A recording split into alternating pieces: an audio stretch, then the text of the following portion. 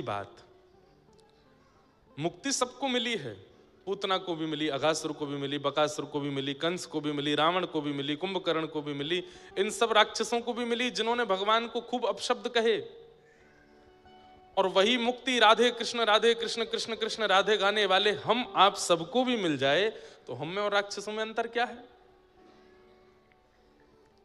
भाई? श्रेणी में थोड़ा अंतर तो हो। सब लोग इधर देखिए, ध्यान से सुनिए कथा। हमने पूरा जीवन निकाल दिया। आज नैमिषारण्य में कथा हो रही है। कितने लोग ऐसे हैं बेचारे सुबह झूठ बोल के घर से निकलते होंगे। जो लोग यहाँ 7 दिन रुकने आए हैं उनकी बात नहीं है, पर कई लोग ऐसे हैं जो दौड़ भाग करके सीतापुर से आ रहे हैं, हरदोई से आ रहे हैं, लखनऊ से आ रहे हैं, कानपुर से आ रहे हैं।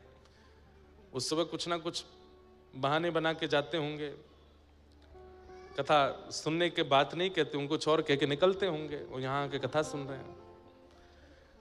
आपका परिश्रम व्यर्थ हो जाएगा यदि इतना सब कुछ प्रयास करके कथा सुनी, उसके बाद मुक्ति मिली और मुक्ति मिलते ही जैसे ही आप वैकुंठ पहुंचे तब आपने क्या देखा? अरे पूरा जीवन निकाल दिया, चप्पल घिस गई हमारी, कंठ अवरुद्ध हो गया, कीर्तन गाते गाते इतनी भागदौड़ करी, इतना परिश्रम किया भगवत प्राप्ति के लिए, और मिला क्या? पूतना के बगल वाला आसन। वहीं पूतना भी बैठी है, वहीं कंस भी बैठा है, वहीं अघासुर बकासुर धेनुकासुर सब बैठे हैं। अरे जब वैकुंठ प्राप्ति होनी ही थी तो हम भी पूतना की तरह ही उधमी बन के प्राप्त कर लेते। हम भी अब तो भाव को भाव अनकालसु नाम जपत मंगल दिश। भगवान नाम कैसा है? ध्यान से सुनिएगा। अग्नि, अग्नि को बहुत मनाओ। अरे अग्नि तू बड़ी प्यारी है, मैं तुझको घी पिलाऊंगा, मैं तुझको ये खिलाऊंगा, तू मुझको जलाना नहीं। अग्नि के पास हाथ ले जाओ, क्या होगा? कितनी भी प्रार्थना करियो नहीं जलाएगी? जलाएगी। और भले ही आप अग्नि को 1000 गाली दे दो, तब छुओ तब भी जलाएगी। ऐसी भगवान नाम है।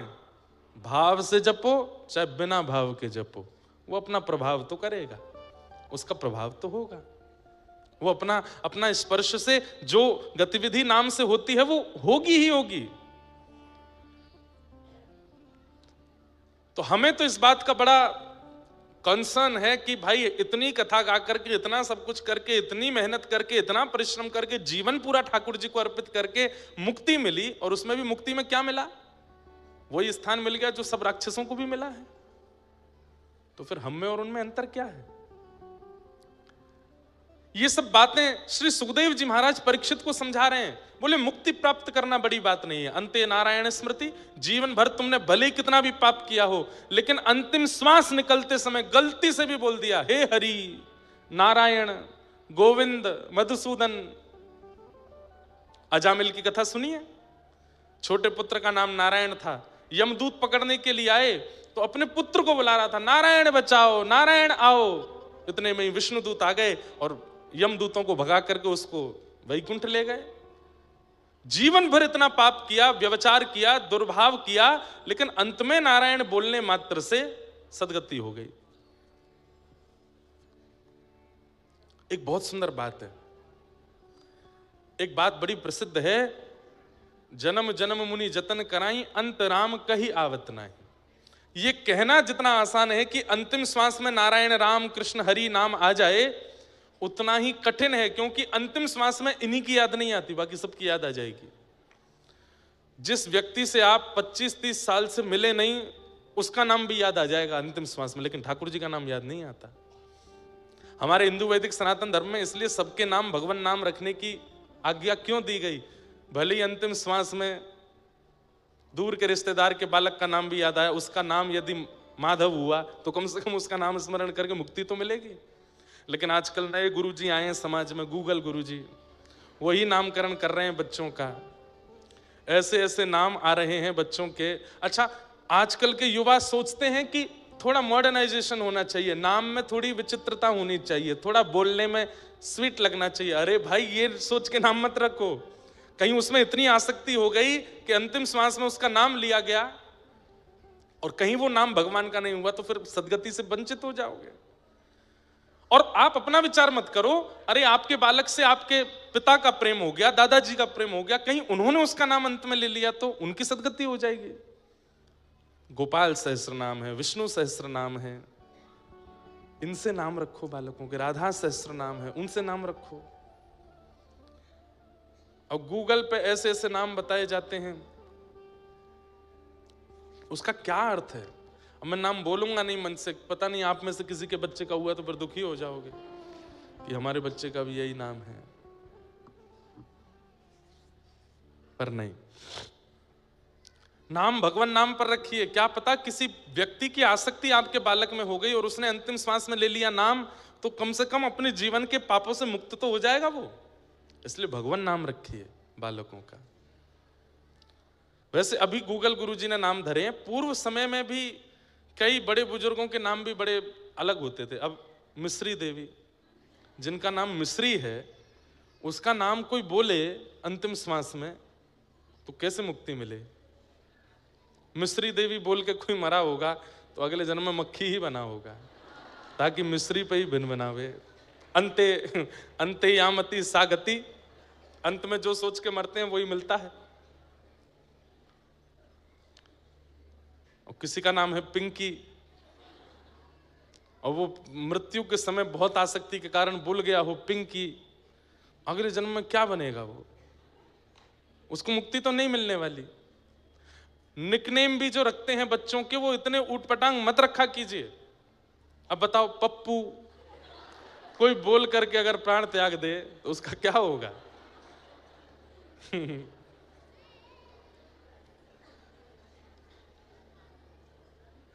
बहुत ऊंची बात है। इसलिए भैया नाम बहुत सोच समझ के रखो। बट डन क्या नाम है? अब कोई प्राण त्याग दे इस बात को बोलते छुट्टन। नाम ऐसे रखिए जो भगवत संबंधी हो। निकनेम भी बच्चों के रखने हैं तो जैसे यशोदा मैया ने रखे हैं, कान्हा रखा, कनुआ रखा, गोविंद रखा, गोपाल रखा, ऐसे नाम रखो ताकि उस नाम का, अरे भाई जितनी बार आप उस व्यक्ति को बुलाते हैं उतनी बार भी आपका नाम गिनती होता है। भाव कुभाव अनकालसहु नाम जपत मंगल दिश दशहु, नाम जपने से मंगल होगा। अब आप किसी व्यक्ति को बार बार बुलाते हैं, उसका नाम बार बार बोलते हैं, तो उतना नाम भी तो काउंट होता है, उस नाम का भी तो प्रभाव होगा आपके ऊपर। नाम बहुत सोच समझ के रखिए, नाम बहुत सोच समझ के रखिए। तो क्या बता रहा था मैं? हाँ, अंते नारायण स्मृति, उससे भी मुक्ति मिल जाती है। अंत में कोई भगवान नाम ले ले तो मुक्ति निश्चित है। परीक्षित, मुक्ति प्राप्त करने के लिए 7 दिन की आवश्यकता नहीं होती। तुम कभी यह विचार नहीं करोगे कि एक ब्राह्मण बालक ने तुमको 7 दिन में मरने का ही श्राप क्यों दिया? उसने ऐसा क्यों नहीं किया कि उसने तुरंत हाथ में जल लेकर के कह दिया हो अभी अगले 7 मिनट में तक्षक सर्प डस दे और मृत्यु हो जाए राजा परीक्षित की। उसने 7 दिन क्यों दिए तुमको? कभी विचार नहीं करोगे इस बात का? ये सारी कड़ियां जुड़ी हुई हैं राजा परीक्षित। भगवान किसी के प्राणों की रक्षा कर रहे हैं, इसका मतलब ठाकुर जी उससे उम्मीद रखते हैं। ऐसे ही किसी को जीवित नहीं रखा जाता पृथ्वी पर। हर दिन मृत्यु तांडव करती है, हर दिन हर क्षण एक व्यक्ति 2 व्यक्ति मरते हैं, हर सेकंड में 2 लोगों की मृत्यु हो रही है।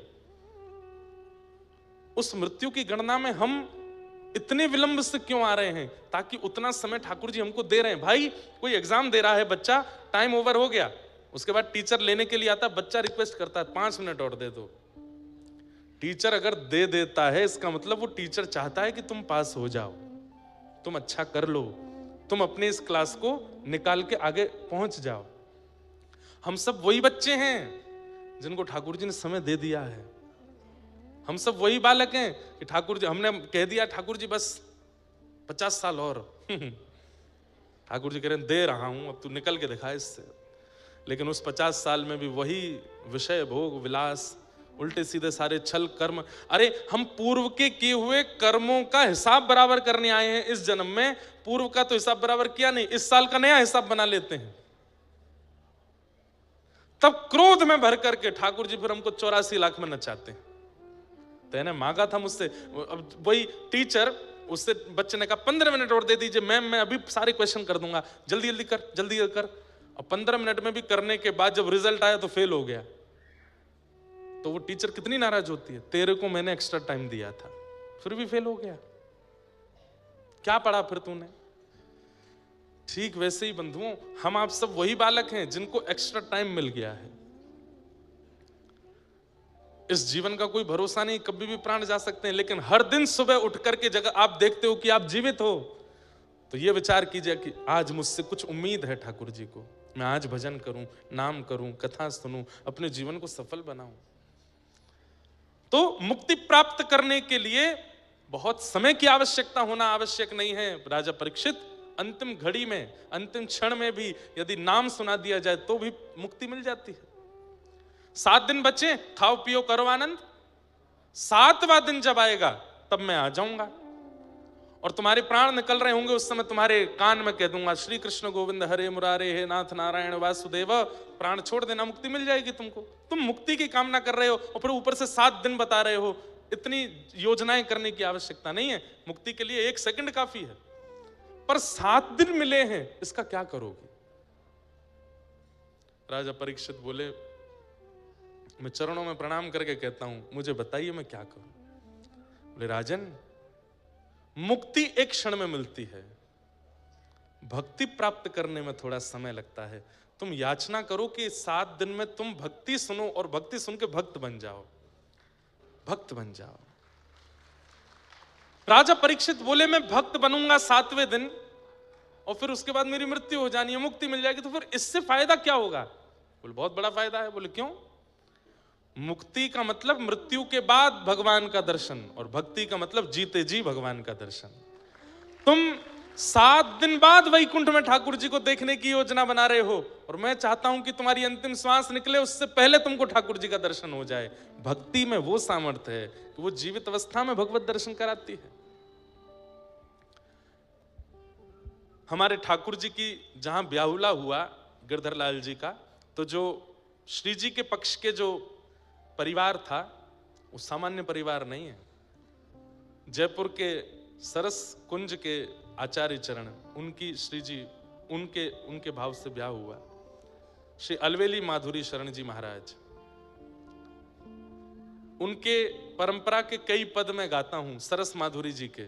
कल मैंने एक गजल भी गाई थी, सदगुरु शरण में सभी फल मिलेंगे, गुरु मिल गए तो युगल भी। हर साल हमने एक भक्तमाल की कथा उनके यहां करने का नियम लिया है, भक्तमाल में वहीं करता हूं।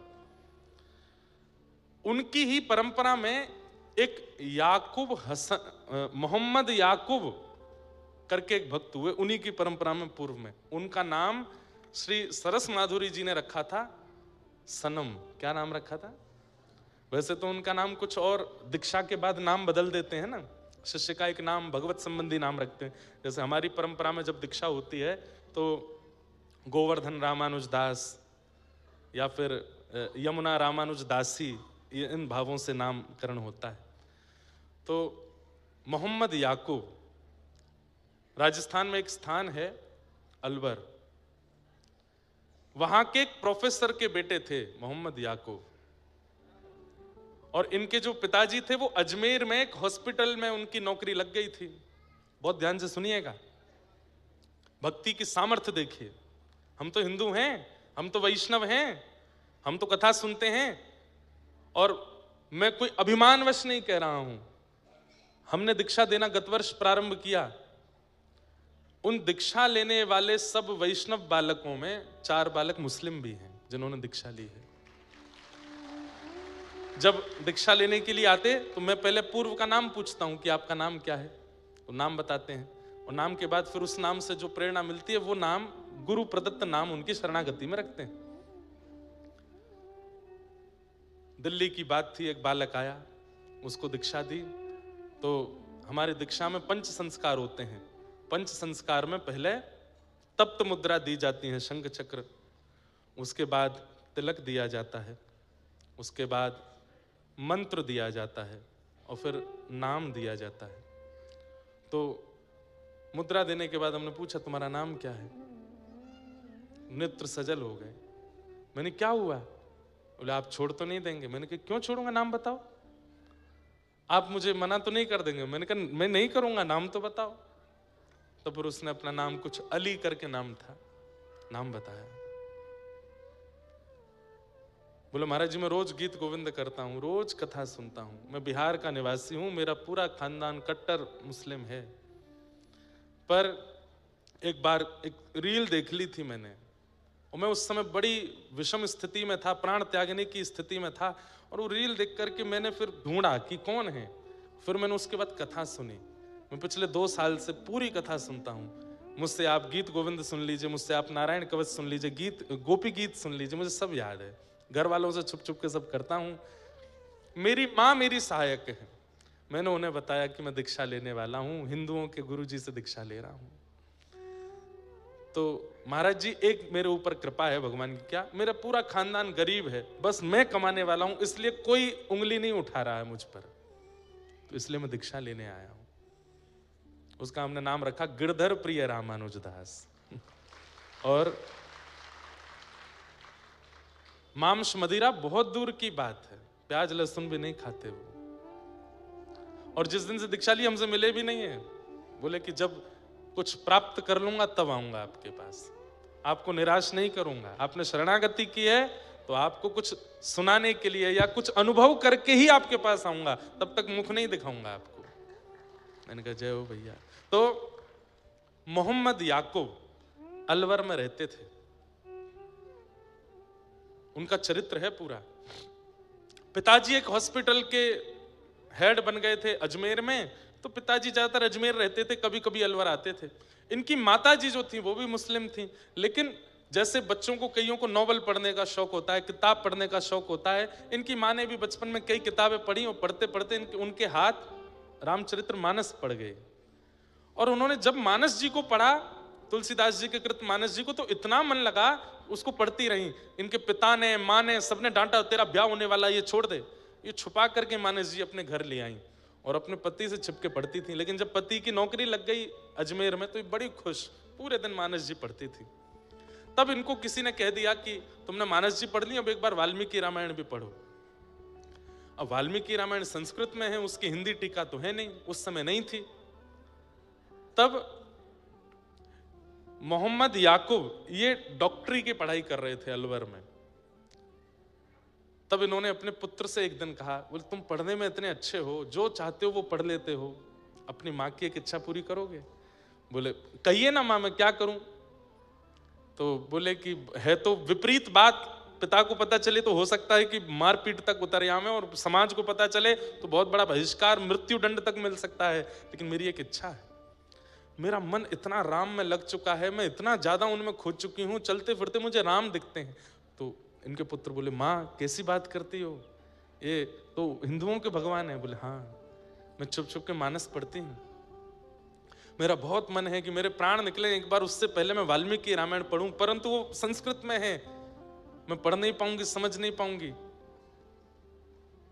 मैं क्या करूं माँ?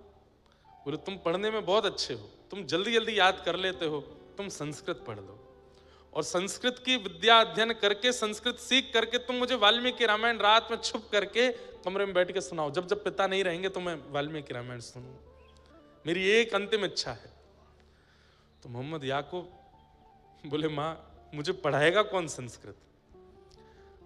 पूरे नगर के ब्राह्मणों के पास गए, सबने कहा तुम मांस मदिरा का सेवन करने वाले हो, मुस्लिम हो, तुमको हम संस्कृत नहीं पढ़ाएंगे।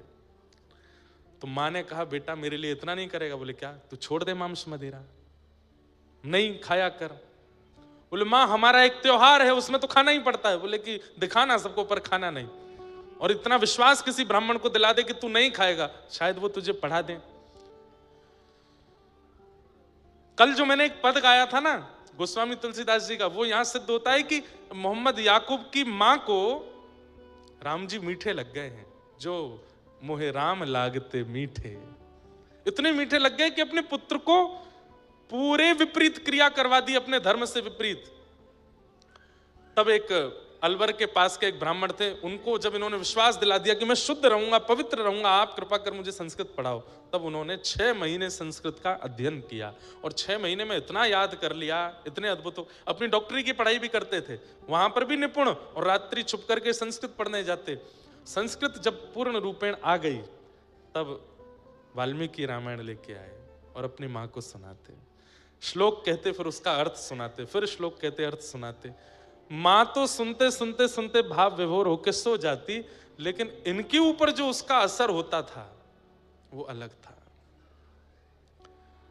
ये तो बस उसी चित्त में रहते, उसी भाव में रहते, हनुमान जी की झांकी, राम जी की झांकी, लक्ष्मण आदि इन सब के भाव में बने रहते।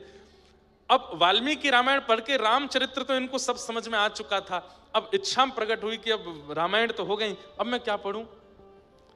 तब एक दिन उन्होंने उन्हीं गुरुजी के पास जाके बोले, गुरुजी अब मैंने रामायण तो पढ़ लिया, अब क्या पढ़ूं। बोले अच्छा श्रीमद् भागवत पढ़ो। और जैसे ही श्रीमद् भागवत प्रदान की, प्रथम द्वितीय तृतीय चतुर्थ पंचम षष्ठम सप्तम अष्टम नवम, और जैसे ही दसम स्कंद में पहुंचे और गोपी गीत का पाठ किया है, गोपी गीत का पाठ करते ही मेरो मन गिरधर छवि पे अटक्यो, सजल श्याम घन वरण लीन है, फिर चित अनंत न भटक्यो, मेरो मन गिरधर छवि पे अटक्यो। अब तो अलवर में दिखने वाली पहाड़ियां इनको गिरिराज जी दिखने लगे, अलवर में दिखने वाले सरोवर राधा कुंड कृष्ण कुंड लगने लगे, बहनी वाली नदियां यमुना जी लगने लगी, और दिखने वाला हर श्याम वर्ण का व्यक्ति कृष्ण लगने लगा। नेत्रों में आंसू 24 घंटे रहने लगे। ये सूखे नेत्र नहीं रहते थे, 24 घंटे नेत्रों में अश्रु। और श्याम सुंदर कहां मिलेंगे, कैसे मिलेंगे, कब मिलेंगे, बस इसी स्थिति में रहने लगे। मां तो चली गई, लेकिन याकूब की स्थिति ऐसी कर गई, अब क्या करूं। एक दिन लाइब्रेरी में बैठ करके कुछ पढ़ रहे थे, तभी इन्होंने वहां देखा कि किसी के सिर पर तिलक है और वो किताब पढ़ रहा है और दूसरे हाथ में माला जप रहा है।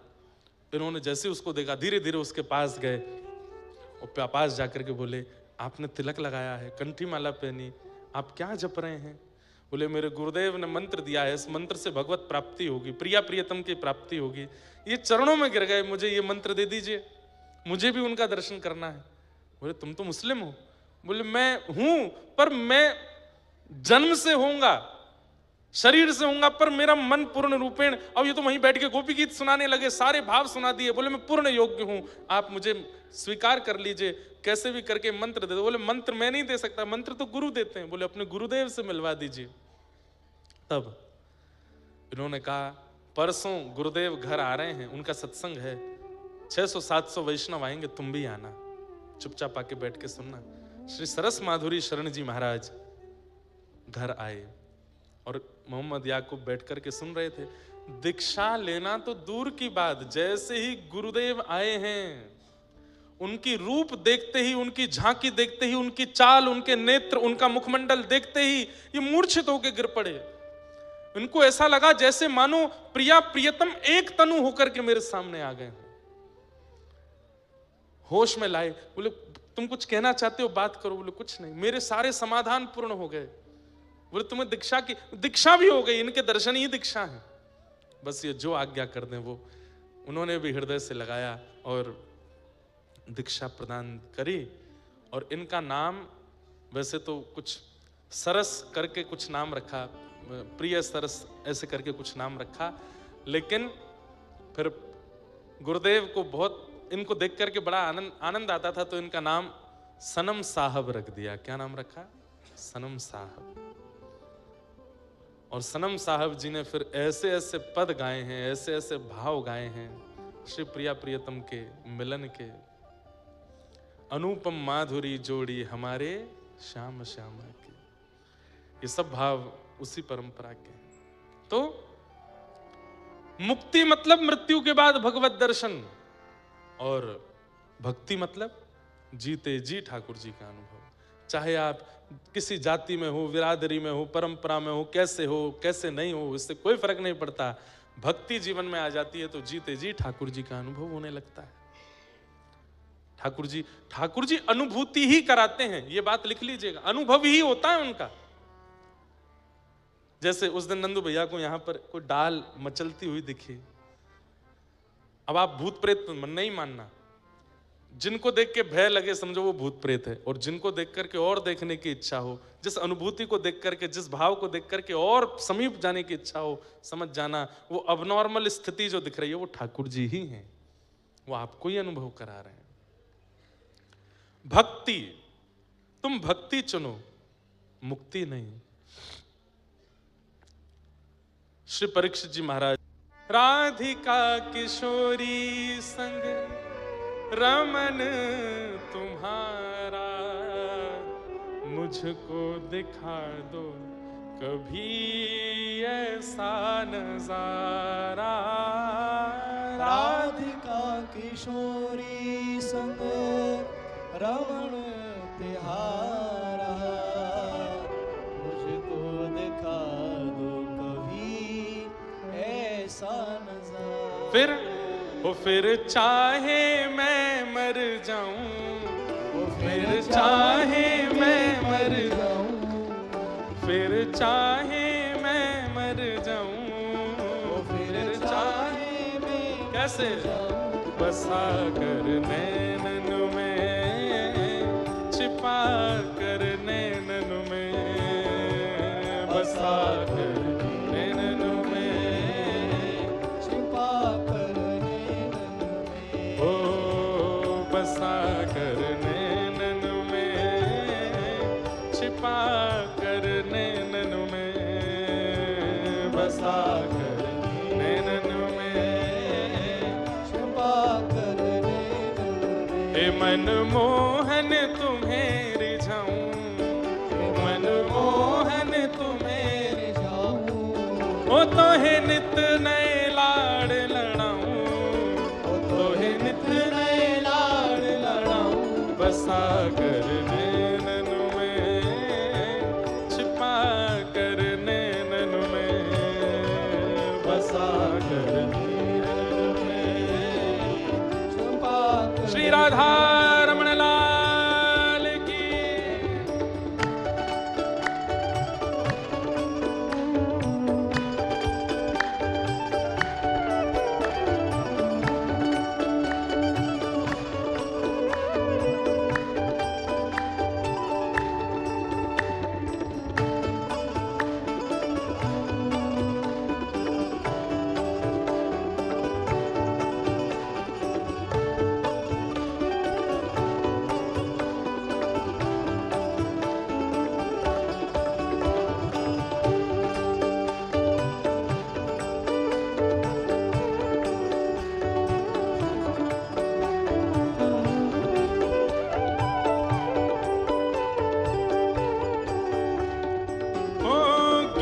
बन जाऊं तेरी बांसुरी के स्वर का, इठला के बल खाती पतली कमर का, गीत बन जाऊं तेरी बांसुरी के स्वर का, इठलाती बल खाती पतली कमर का।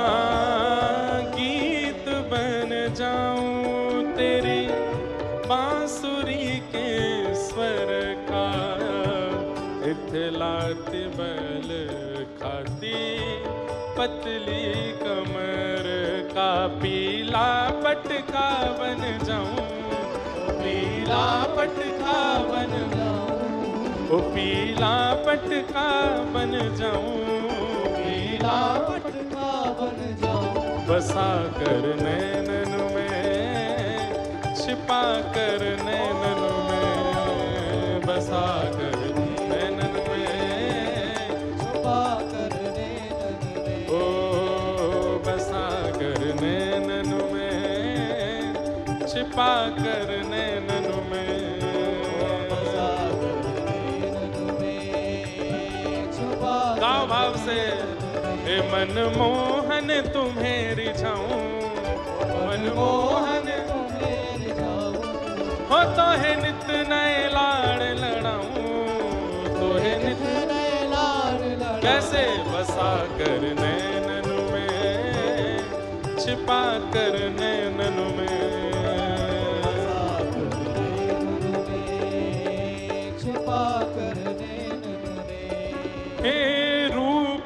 सुधा का पीऊं सामने बिठा के, फूलों की छैया में तुमको बिठा के, रूप सुधा का पीऊं सामने बिठा के, फूलों की छैया में तुमको बिठा के, रूप सुधा का पीऊं सामने बिठा के, फूलों की छैया में तुमको बिठा के, हो तेरे धीरे धीरे चरण दबाऊं, हो तेरे धीरे धीरे चरण दबाऊं, हो तेरे हौले हौले चरण दबाऊं, तेरे हौले हौले चरण हमारे ब्रज भाषा में धीरे को बोलते हैं हौले। क्या बोलते हैं?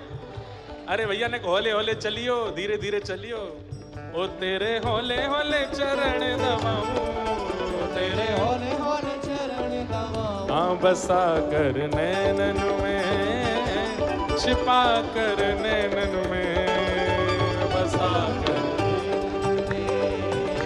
छुपा कर नैनन में, हाँ बसा कर नैनन में, छिपा कर नैनन में, बसा कर नैनन में, छुपा कर नैनन में, ओ मनमोहन तुम्हें रिझाऊं, मनमोहन तुम्हें ओ तो है नित नए लाड़ लड़ाऊं, तो है नित नए लाड़ लड़ाऊं, बसा कर नैनन में, छिपा कर नैनन में, बसा कर। छुपा कर नैनन और ये पंक्ति बहुत प्रिय लगती है। घुंघरू बनूं जो तेरी पायल का प्यारे, पल पल चूमा करूं चरण तुम्हारे, घुंघरू बनूं जो तेरी पायल का प्यारे, पल पल छुपा करूं चरण तुम्हारे, ओ घुंघरू बनूं जो तेरी पायल का प्यारे, पल पल चूमा करूं चरण तिहारे, हो तेरे संग संग नाचूं गाऊं, हो तेरे संग संग नाचूं गाऊं, हो तेरे संग संग नाचूं गाऊं, तेरे संग संग नाचूं, कैसे बसा कर नैनन में, छिपा कर नैनन में, बसा कर नैनन में, छुपा कर नैनन में, ओ बसा कर नैनन में, छिपा कर नैनन में, बसा कर नैनन में, छुपा कर नैनन में, ओ मनमोहन तुम्हें रिझाऊं, मनमोहन तुझे रिझाऊं, ओ तो है नित नए लाड़ लड़ाऊं, तोहे नित नए लाड़ लड़ाऊं, बसा कर नैनन में, छिपा कर नैनन में, छुपा कर नैनन में, ओ बसा कर नैनन में, छिपा कर नैनन में, बसा कर नैनन में, छुपा कर नैनन में, ओ बसा कर नैनन में, छिपा कर नैनन में, बसा कर छुपा कर नैनन में, ए हरि बोल हरि बोल हरि बोल हरि बोल हरि बोल हरि बोल हरि बोल, हाँ हरि बोल हरि बोल हरि बोल हरि बोल, हरि बोल हरि बोल हरि बोल हरि बोल, ओ जय जय राधा जय जय राधा, जय जय राधा रमण हरि बोल, जय जय राधा रमण हरि बोल, जय जय।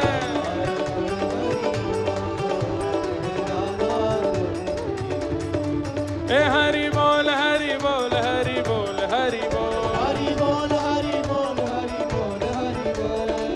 भैया तेरे पाँव पड़ूं एक बार हरि बोल। भैया तेरे पाँव पड़ूं एक बार हरि बोल। महाप्रभु श्री चैतन्य कहते हैं भैया एक बार हरि बोल बोल दो बस। मैया तेरे पाँव पड़ूं एक बार हरि बोल। भैया तेरे पाँव पड़ूं एक बार हरि बोल। भैया तेरे पाँव पड़ूं एक बार हरि बोल। भैया तेरे पाँव पड़ूं एक बार हरि ए हरि बोल हरि बोल।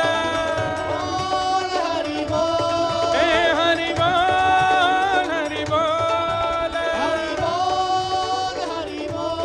ओ मुकुंद माधव हरि हरि बोल। माधव हरि हरि बोल। हाँ मुकुंद माधव हरि हरि बोल। माधव हरि हरि बोल। ए हरि बोल हरि बोल। हरि बोल हरि बोल। ए हरि बोल हरि बोल। हरि बोल। ओ मुकुंद माधव हरि हरि बोल। माधव हरि हरि बोल। ए मुकुंद माधव हरि हरि बोल। माधव हरि हरि बोल। हाँ मुकुंद माधव हरि हरि बोल। माधव हरि हरि बोल। ए मुकुंद माधव हरि हरि बोल। माधव हरि जय जय श्री राम। जय जय श्री राम। जय जय श्री राम। बोलो वृंदावन बिहारी लाल की जय।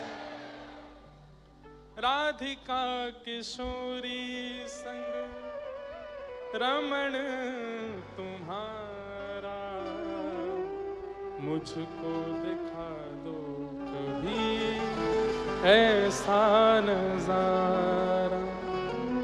फिर चाहे मैं मर जाऊं, फिर चाहे मैं मर जाऊं, बसा कर नैनन में, छिपा कर नैनन में हो, बसा कर छुपा। हमें एक संत की आज्ञा है। दो आज्ञाएं थी उनकी, एक तो कथा से पूर्व और कथा के बाद 1 घंटा मौन रहना है, और दूसरी आज्ञा थी कि कथा से पहले कथा के बाद किसी को छूना नहीं है। तो एक आज्ञा तो हमारी बन नहीं पा रही है, स्पर्श हो ही जाता है। और नहीं, कितनी बार आपको हम अपने मन की बात बता रहे हैं, हम कथा करने आते हैं खूब उचित मन से, किसी व्यक्ति ने छू दिया, अब वो व्यक्ति कथा सुनने नहीं आया, वो केवल फोटो खिंचाने आया है। उसकी घरवाली ने कहा है फोटो खिंचा के लाओ महाराज जी के साथ। अब उसका स्पर्श होते ही अब उसके मन में क्या विचार थे, वो विचार हमारे चित्त में आ जाते हैं, और कथा में उस दिन मन ही नहीं लगता, ये लगता है बस अब जल्दी करें, पूरी चलें यहां से। इसलिए स्पर्श दोष से बहुत कुछ अनुभव किया, लेकिन वो बन नहीं पाता। खूब लोग स्पर्श करते हैं, ना ना करके मना करो, पाँव नहीं छूना है, फिर भी छुएंगे। उससे उनको क्या मिलता है पता नहीं, पर हमारे तो कई भाव नष्ट हो जाते हैं। प्रणाम छू करके किया जाए ऐसा कहीं नहीं लिखा। प्रणाम कैसे किया जाता है? आचार्य दिखे जहां खड़े हैं वहीं दंडवत हो गए, उसे प्रणाम कहते हैं। उनके पास आने का भी इंतजार नहीं किया, वहीं से दंडवत किया। माताएं बहनें हैं तो षष्ठ अंग से प्रणाम किया, और भाई लोग हैं तो दंडवत प्रणाम किया, वहीं से प्रणाम करते हैं। पास जाना, छूना, छू करके प्रणाम करना, इसका विधान नहीं है। अरे बिना आज्ञा के आप किसी को नहीं छू सकते। आचार्य की इच्छा नहीं है, फिर भी उसकी, अब हमारी तो कई जगह धोती खुलते खुलते बच्ची है, हमें तो बहुत संभल के चलना पड़ता है। खड़ा हूं वैसे ही पहनते मैं 2-4, मैं तो नीचे देख के चलता हूं कि मेरे पैर कहीं लड़खड़ा में नहीं गिर के। 3-4 बार मोच आ चुकी है पैर में, पैर छिपाने के चक्कर में। लेकिन क्या करें, नहीं मानते लोग। भाव भी चला जाता है और प्रणाम का कोई फल भी नहीं मिलता। दूर से कोई प्रणाम कर रहा है, वंदन कर रहा है, उसके प्रति दृष्टि पड़ जाती है ना आचार्य की, तो वहीं से आशीष निकलता है, जा भैया मंगल में हो तेरा। और मार्ग अवरुद्ध करके तो बिल्कुल प्रणाम नहीं करना चाहिए। मतलब कोई जा रहे हैं कहीं और आप सामने से प्रणाम, सामने से तो प्रणाम ही नहीं होता, सीधे प्रणाम नहीं करना चाहिए। देखो, प्रणाम करना सीखिए। सदैव मंदिर में ठाकुर जी के सन्मुख सीधे लेट के प्रणाम नहीं, ठाकुर जी के दाहिने से बाएं की ओर, और आप लोग ठाकुर जी की ओर खड़े तो आपके बाएं से दाहिने की ओर। मतलब अगर अभी खाटू श्याम जी आए तो हमको प्रणाम इधर से इधर करना है। उसके पीछे कारण क्या है? ठाकुर जी जब एक स्थान पर विराजमान हो जाते हैं तो ठाकुर जी के बाम अंग में सब ऋषिजन आचार्यजन खड़े होकर के वंदना करते हैं। अगर आप बाएं ओर से प्रणाम करोगे तो आपकी कमर और पैर उन ऋषियों की ओर हो जाएगी। सामने से लक्ष्मी जी प्रणाम करती हैं और आदि आदि देवी देवता प्रणाम, सामने से प्रणाम करोगे तो उनके प्रति चरण हो जाएंगे, और इधर हमारे पितृजन खड़े होते हैं तो उनकी ओर हम करके प्रणाम करते हैं, तो अपनी ओर से भी प्रणाम हो जाता है, अपनी परंपरा की ओर से भी प्रणाम हो जाता है। इसलिए सदा दाएं से बाएं लेट करके प्रणाम करना चाहिए, आचार्यों को या ठाकुर को, किसी को भी सीधे नहीं। प्रणाम का भी नियम है, स्पर्श करके नहीं करना चाहिए। जब तक आचार्य और ठाकुर की इच्छा ना हो, मंदिर में आप छू नहीं सकते ठाकुर जी को, पुजारी ही छूते हैं, ऐसे ही आचार्य भी जब तक आज्ञा ना दें तब तक उनको छूना नहीं चाहिए। तो कथा सुनने वाले के लक्ष्य, हे नाथ, इंद्रादि देवताओं जैसी वाणी नहीं है मेरी, वो तो लच्छेदार धारा प्रवाह संस्कृत बोलते हैं। उनकी वाणी में इतने लटके झटके होते हैं कि उनकी वाणी सुनकर के आप आनंदित हो जाते हो, पर मैं तो एक छोटा बालक हूं, तोतली वाणी है, मुझे तो इतने सुंदर शब्दों का चयन भी नहीं आता नाथ, पर फिर भी मैं आपकी स्तुति गा रहा हूं, क्योंकि मैं जानता हूं आप ये नहीं देखते कि देव स्तुति कर रहे हैं कि मानव स्तुति कर रहे हैं। अरे नारायण खिल गुरु भगवन नमस्ते। एक नदी में फंसा हुआ गजेंद्र जो जानवर है, वह भी जब आपकी कमल दिखा करके स्तुति गाता है तो आप उसकी रक्षा करने भी जाते हो। उससे मेरे मन में यह विश्वास उत्पन्न हुआ कि आप ये नहीं देखते कि स्तुति गाने वाला कौन है, आप ये देखते हैं कि उसका चित्त पवित्र कितना है। हे नाथ, आप कृपा करके मेरे लिए पधारे, कृपा कर क्रोध मत कीजिए। भगवान तुरंत क्रोध भूल गए, प्रहलाद जी को उठा करके गोद में बिठा लिया, अपनी जीभ से चाटने लगे, अपना हाथ सिर पर फेरने लगे, अपने हृदय पर बार बार लगाने लगे। कुछ मांगो प्रहलाद, मैं तुम्हें कुछ देना चाहता हूं। तब प्रहलाद जी कहते हैं, काहम रजः प्रभव ईश तमोधिकेस्मिन् जातः सुरेतर कुले त्वनबान कंपा न ब्रह्मणो न भवस्य न वै न माया यन्मेर्पितः शिरसि पद्म कर प्रसाद। हे नाथ, आपने कभी ब्रह्मा जी को गोद में बिठाया? नृसिंह भगवान बोले, कभी नहीं। आपने कभी महादेव के गाल को चाटा? बोले, कभी नहीं। आपने कभी लक्ष्मी के सिर पर हाथ फेरा? बोले, कभी नहीं। बोले, जो ब्रह्मा को नहीं मिला, महादेव को नहीं मिला, पराम्बा जगदम्बा लक्ष्मी को नहीं मिला, वो एक दैत्य बालक प्रहलाद को मिल गया, अब इसके बाद मैं क्या मांगू? कुछ भी तो नहीं चाहिए नाथ, आपने सब तो दे दिया मुझको। मैं ब्रह्मा से भी ज्यादा योग्य हूं, मैं महादेव से भी ज्यादा योग्य श्रेष्ठ हूं, मैं लक्ष्मी से भी ज्यादा श्रेष्ठ आपकी नजरों में हूं, इसलिए आप ये मुझे दे रहे हैं, अब मैं इसके बाद क्या मांगू नाथ?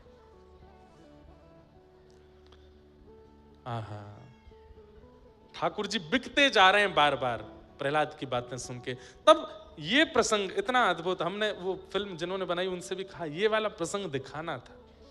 बोले, महाराज जी अब कभी दोबारा बनाएंगे तो दिखाएंगे। ये एक प्रसंग है। कौन सा? अब जो मैं सुनाऊंगा। श्री नृसिंह भगवान कहते हैं प्रहलाद जी से, प्रहलाद, मैं इतना भयावह रूप धारण करके आया हूं कि मेरे साथ निरंतर रहने वाली पराम्बा जगदम्बा लक्ष्मी भी मुझे देख करके भाग गई यहां से। मेरे इस रूप के तेज को, मेरे इस क्रूर रूप को, मेरे इस भयावह रूप को कोई सहन नहीं कर पा रहा है। अरे मारना तो बहुत दूर की बात, 10 अरब सैनिकों को मारा, 10 करोड़ जाने 10 अरब सैनिकों को मारा था नरसिंह भगवान ने हिरण्यकश्यप के। कहते हैं उनमें सबको कैसे मार दिया? ठाकुर जी ने तो 10-15 हजार ही मारे थे, बाकी तो देख के ही मर गए, इतने भयावह थे ठाकुर जी। बाकियों के प्राण तो देख के निकल गए, इतने खतरनाक रूप में ठाकुर जी आए हैं।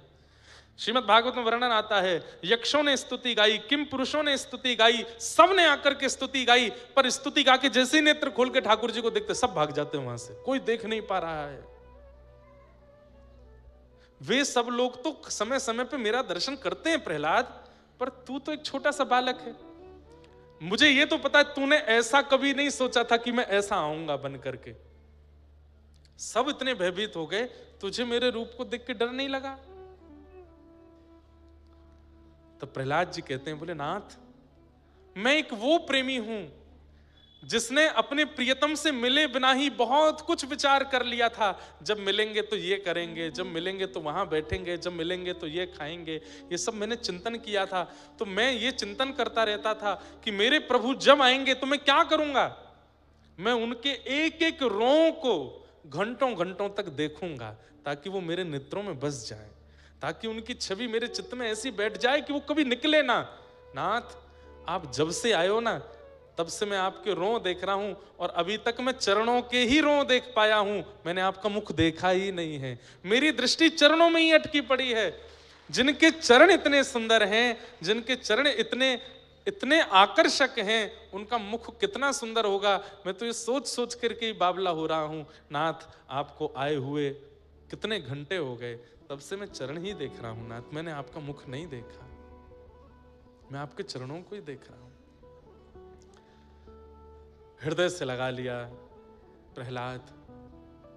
अब यहां पर एक मैं अपने मन की कथा सुनाऊं जो मेरे मन में चिंतन में आई। ठाकुर जी तो चले गए, उसके बाद प्रहलाद जी ने देखा, तो देख करके प्रहलाद जी थोड़े तो घबरा गए, इतने भयावह रूप में आए हैं ठाकुर जी।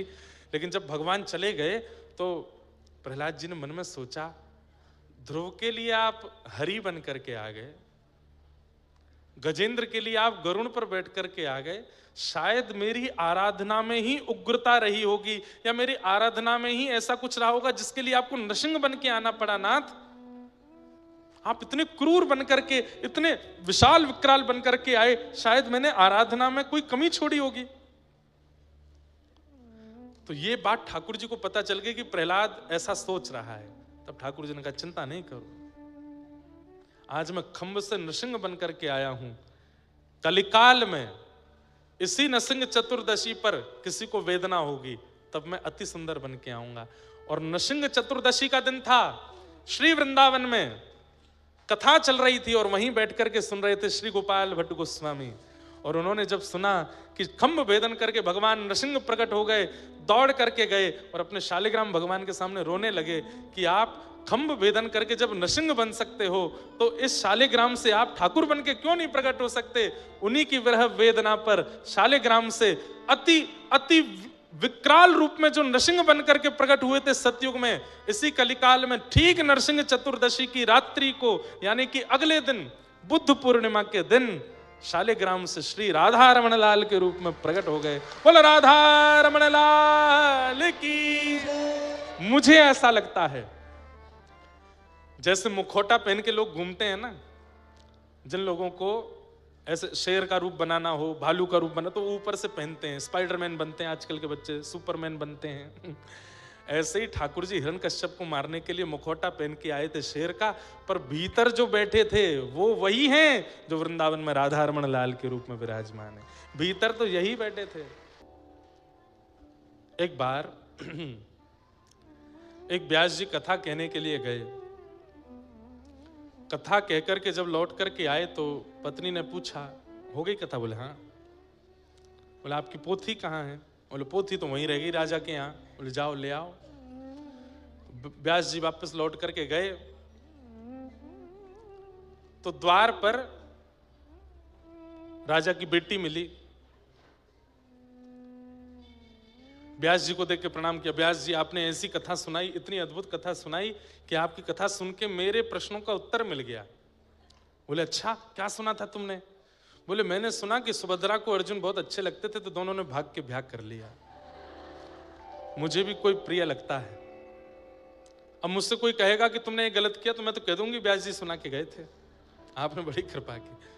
व्यास जी बोले मेरी पोथी कहाँ है, वो दे दो। भीतर गए तो राजा का बेटा मिला। व्यास जी रुकिए रुकिए रुकिए, आपको प्रणाम तो कर लूं मैं। बोले क्या हुआ बेटा? आपने ऐसी कथा सुनाई कि मेरा जीवन बदल गया, मैं बहुत चिंता में रहता था, अब मुझे चिंता नहीं है। अच्छा क्या सुना तुमने कथा में? बोले मैंने तो आपकी कथा में कंस को अपना गुरु बनाया। बोले मतलब? योग्य हो गया था राज्य गद्दी पर बैठने के, लेकिन पिता उसको राज्य गद्दी नहीं बैठा रहा था, तो पकड़ के पिता को जेल में डाल दिया, खुद बैठ गया। मैं भी यही करूंगा। पिताजी बहुत दिन हो गए, मान ही नहीं रहे, मुझे बैठा ही नहीं रहे, मेरा राज तिलक कर ही नहीं रहे। पकड़ के एक दिन योजना बना ली, मैंने इनको जेल में डालूंगा और पूरी सत्ता अपने अधिकार में ले लूंगा। कोई कहेगा गलत है तो बोल दूंगा कथा में सुना था। कथा में तो सब बातें अनुकरणीय होती हैं, कथा में जो सुना दें व्यास जी सब फॉलो करने वाली होती है। व्यास जी बोले मेरी पोथी कहाँ है, मुझे बस वो दे दो, मैं चला जाऊंगा यहां से। थोड़े और भीतर गए तो रानी मिली। अरे व्यास जी व्यास जी व्यास जी आइए, प्रणाम आपको। आप लोग ताली बजाते हैं, ठाकुर जी बोले मैं कैसे बजाऊं, तो गुब्बारों फोड़ के बजा रहे हैं। तो रानी से मिले, हमारी पोथी कहां? बोले पोथी बाद में लेना। आपने इतनी सुंदर कथा सुनाई, व्यास जी के भी मन में लोभ आता था, दोन ने तो क्या सुना ये मैंने समझ लिया, किसी ने तो अच्छा कुछ सुना होगा। देवी तुमने क्या सुना कथा में? बोले मैंने आपसे सुना था कि द्रौपदी जो है ना वो प्रातस्मरणीय है, सुबह सुबह उठ करके द्रौपदी का नाम लेना चाहिए, शास्त्राज्ञा है। द्रौपदी प्रातस्मरणीय है। अरे जब द्रौपदी प्रातस्मरणीय हो सकती है 5 ब्याह करके, तो मैं क्यों नहीं हो सकती? राजा से मेरा मन भर गया है। हमारा जो द्वारपाल है ना वो हमको बहुत बढ़िया लगता है, सेनापति भी बढ़िया लगता है। व्यास जी बोले मैं भाग जाऊंगा यहां से, मेरी पोती दे दो। अंत में राजा मिला। बोले पूरे नगर ने क्या सुना ये तो मैंने समझ लिया, कम से कम राजा ने तो कुछ बढ़िया सुना होगा।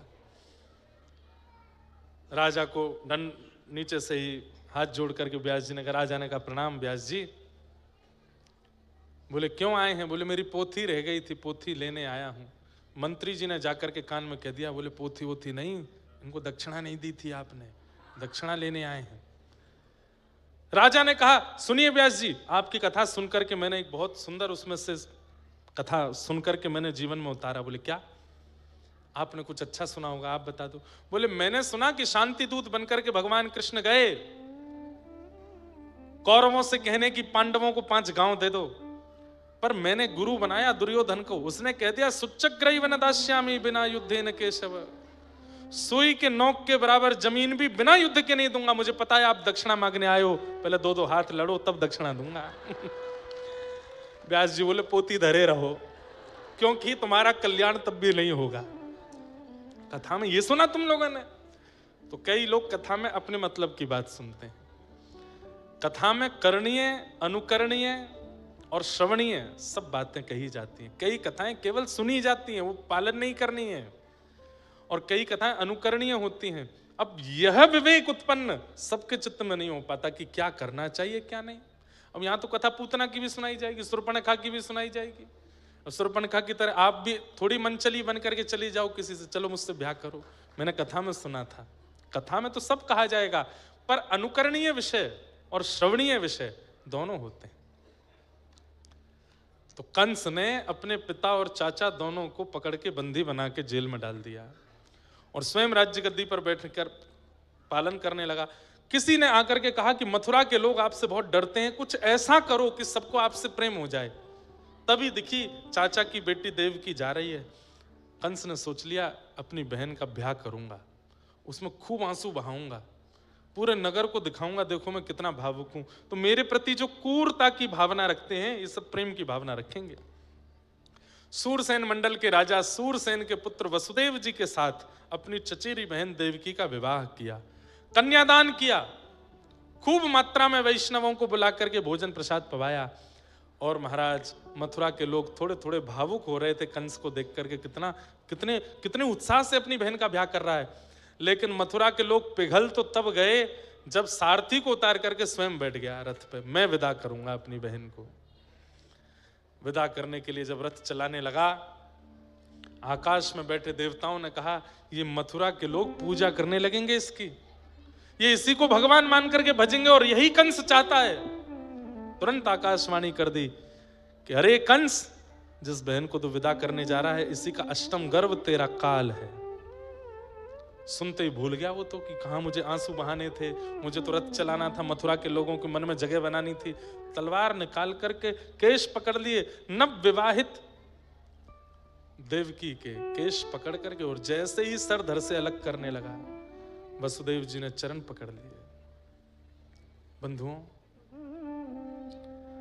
एक नव विवाहित कन्या जब विवाह करके आती है, उस समय उसका सम्मान कीजिए।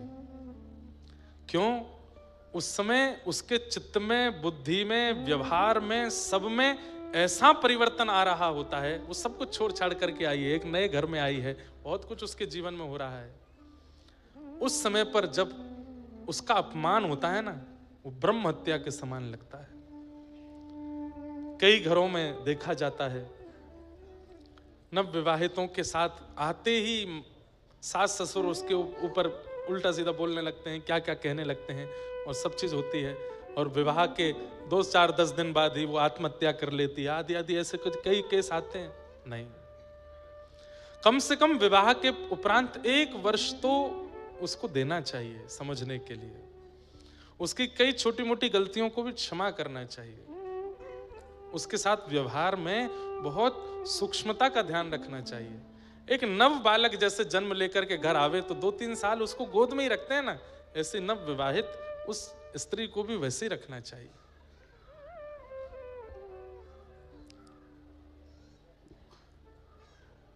देवकी मैया का ब्याह हुआ है, और ब्याह लेते ही कंस ने केश पकड़े हैं। उसी समय ठाकुर जी ने प्रण ले लिया था कि देवकी को जो कष्ट दिया है ना, एक नव विवाहित को जो कष्ट दिया है कंस ने, इस कष्ट की भरपाई करनी पड़ेगी।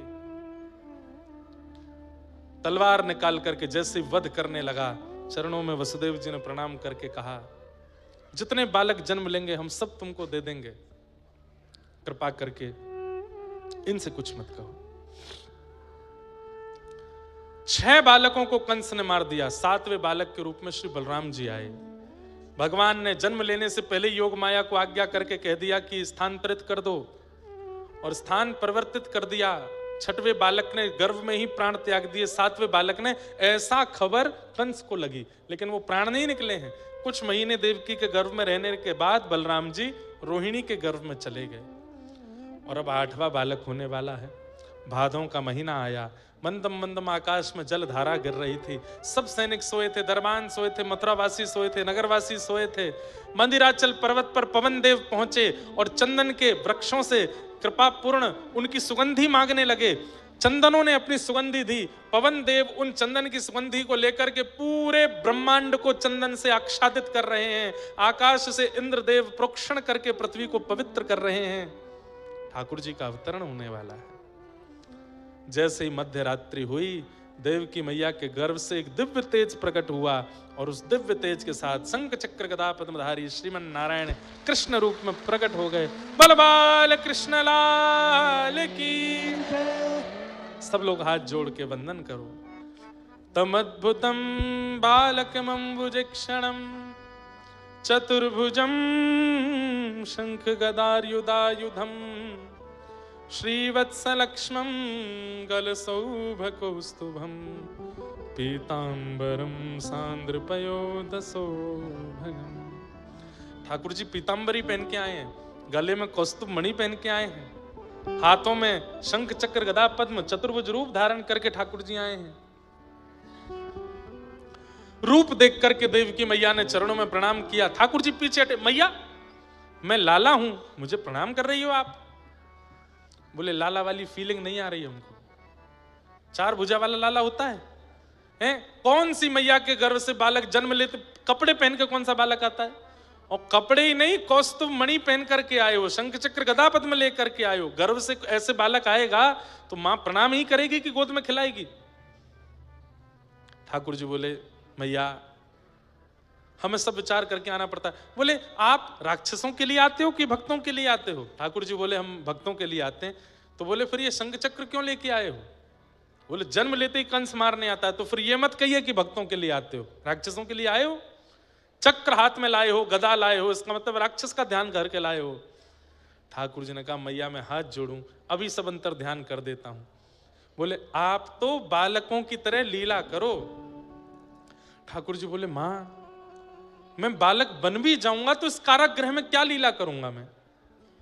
बालक यदि बनूंगा, या तो दो उपाय हैं, या तो मैं शंख चक्र में रहूं, अभी मामा कंस मारने आवे तो उसका वध करके मैं अपने लोक को चला जाऊं, लेकिन बालक बन के लीला करूं, आप ऐसा चाहती हैं तो उसके लिए तो कारागृह से बाहर जाना पड़ेगा ना। तो मैया एक काम करें। बोले क्या? कुछ दिन का आपको वियोग सहना पड़ेगा, मैं बालक बन जाता हूं, पिताजी मुझको ले जाकर के गोकुल छोड़े आएंगे और वहां यशोदा मैया ने एक लाली को जन्म दिया है, उसको लाके कंस को दे देंगे। 11 वर्ष खूब सुंदर लीला, ऐसी लीला करूं मैया कि सारे मेरे अवतारों पर भारी पड़ेंगे ये 11 वर्ष की लीला। ऐसी लीला व्रजमंडल में करके आऊंगा। आप कृपा करके कुछ दिन का वियोग आप सहेंगी, लेकिन आपके वियोग के कारण कितने रसिकों को, कितने भक्तों को सुख मिलेगा, इसका विचार करना। आज मुझे आपको जो सुख लीला सुन के होता है, इसमें बहुत बड़ा योगदान देवकी मैया का है। जन्मदात्री मां अपने बालक को खुद से दूर कर सकती है? नहीं कर सकती। पर हम सबको लीला सुख मिले, हम सबको व्रज के भाव का सुख मिले, इसके लिए 11 वर्ष की वेदना सही है देवकी मैया ने। वसुदेव जी बोले, आपने तो कह दिया गोकुल छोड़ आओ, हाथों में हथकड़ी, पैरों में बेड़ियां और इतने दरबान कैसे छोड़ के आऊंगा? ठाकुर जी बोले, भगवान को बंधन मत दिखाइए, ठाकुर जी को बंधन मत दिखाइए कि ये बंधन मेरे पास है, मैं कैसे आऊं शरण में। ठाकुर जी कह रहे हैं, बंधन के संग ही शरण में आ जाइए, बंधन खोलने की जिम्मेवारी मेरी है, आप तो बस शरणागति ग्रहण कीजिए।